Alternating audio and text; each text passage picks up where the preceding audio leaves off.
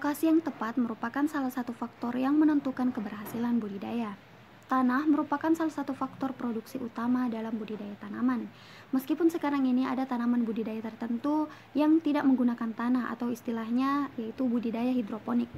Karena tanah merupakan faktor produksi yang penting, maka tanah yang akan digunakan sebagai lahan budidaya sangat penting diketahui berapa besar kemampuannya untuk membuat tanaman bisa bereproduksi secara optimum.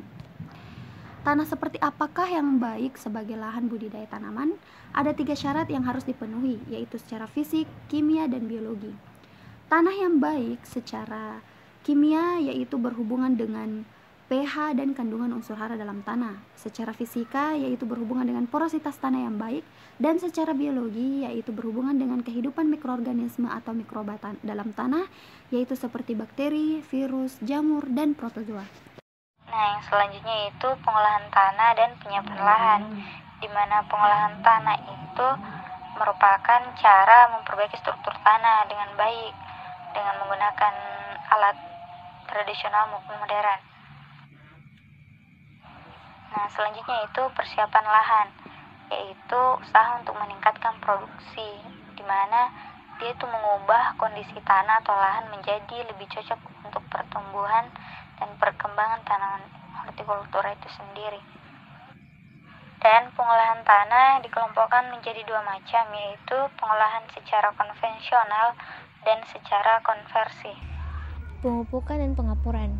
Pemupukan merupakan pemberian bahan yang bertujuan untuk menyediakan nutrisi bagi tanaman. Nutrisi yang dibutuhkan tanaman ada 2, ada makronutrien dan mikronutrien.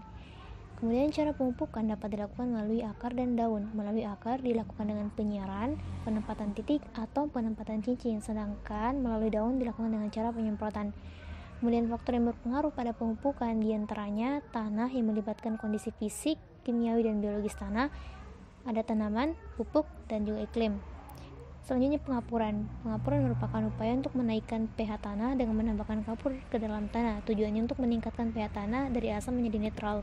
Karena tanaman yang pH-nya asam, banyak unsur hara yang tidak tersedia dalam tanaman tersebut, maka proses pengapuran ini diharapkan agar pH tanaman menjadi netral.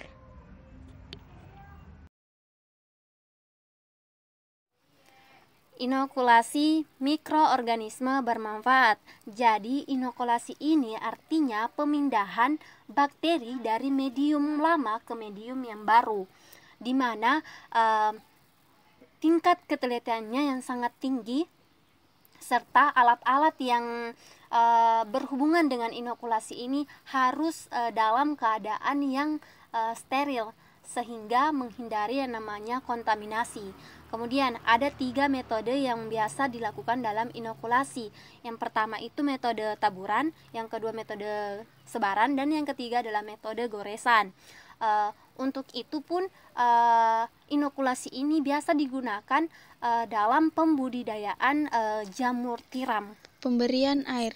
Seperti yang kita ketahui, air sangatlah penting bagi tanaman, di mana air itu berfungsi sebagai pengisi cairan tubuh tanaman, pelarut unsur hara yang terdapat di dalam tanah, membantu penyerapan unsur hara atau makanan dari dalam tanah oleh akar, mengangkut unsur hara ke seluruh organ tanaman, dan melancarkan aerasi udara dan suplai oksigen dalam tanah. Terdapat 3 teknik yang dapat dipakai dalam pemberian air ke lahan. Yang pertama yaitu irigasi air permukaan. Nah, di mana pada sistem ini penerapan irigasi dengan cara mendistribusikan air ke lahan pertanian dengan cara gravitasi atau membiarkan air mengalir dari atas ke bawah. Yang kedua yaitu irigasi curah. Irigasi curah merupakan sistem yang menggunakan pipa penyemprot air yang berputar dan menyebarkan air ke lahan pertanian.